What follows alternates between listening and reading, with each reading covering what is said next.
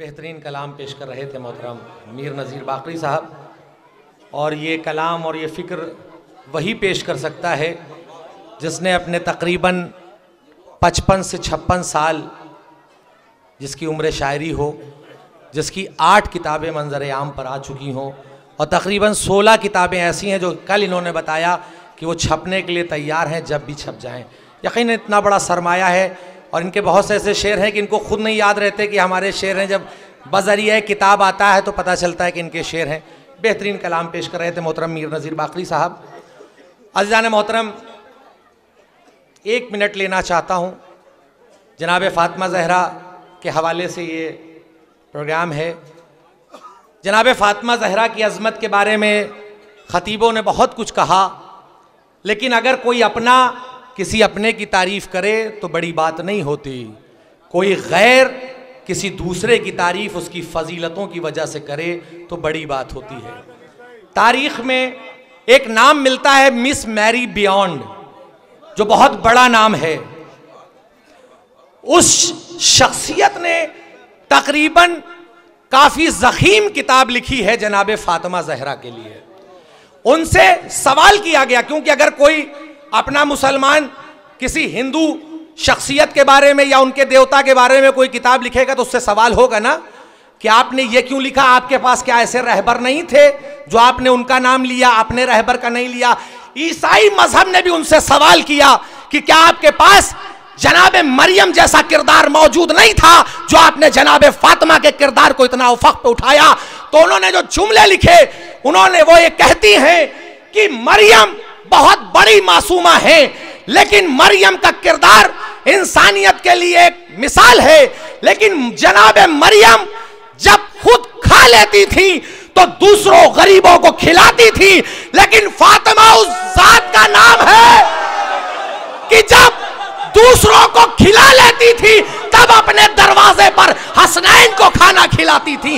ये है शख्सियत है जनाब फातिमा ज़हरा। और आज हमारा शिकवा क्यों ना हो, इस मीडिया से के जरिए से पैगाम पहुंचाना चाह रहा हूं, ग्लोबल पैगाम। हम कितने सालों से तड़प रहे हैं कि हमारी जद्दा फातिमा ज़हरा की मज़ार तैयार हो जाए, लेकिन मज़ार नहीं तैयार हो पा रही है।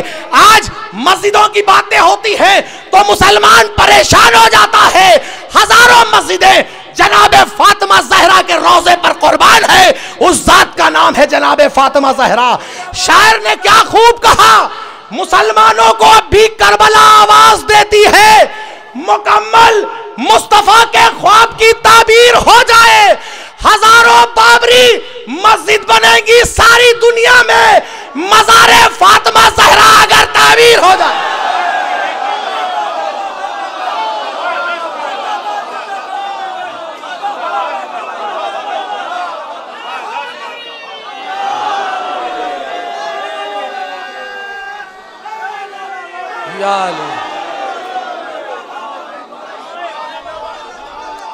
लब्बैक या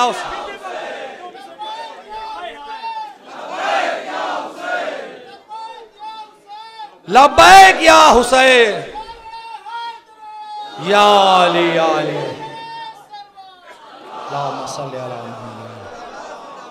हजारों बाबरी मस्जिद बनेंगी सारी दुनिया में, मज़ारे फातिमा ज़हरा अगर तामीर हो जाए।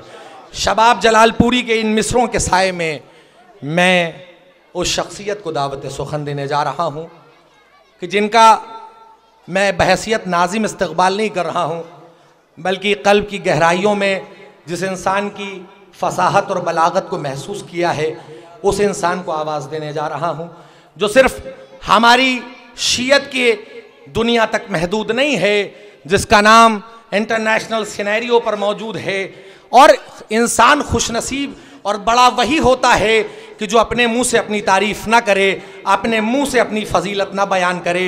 मैं उस शख्सियत को दावत सुखन देने जा रहा हूँ जो पूरी दुनिया में न जाने कितने सेमिनार्स में हिंदुस्तान की अकेली नुमाइंदगी करते हैं। पिछले प्रोग्राम में कॉन्फ्रेंस थी जिसमें राहुल गांधी और मोहतरम मौलाना कल्बे रुशैद साहब हिंदुस्तान की नुमाइंदगी कर रहे थे। वो डॉक्टर हैं, डॉक्टरेट इन सोशल रिफॉर्म का दर्जा इनको मिला है।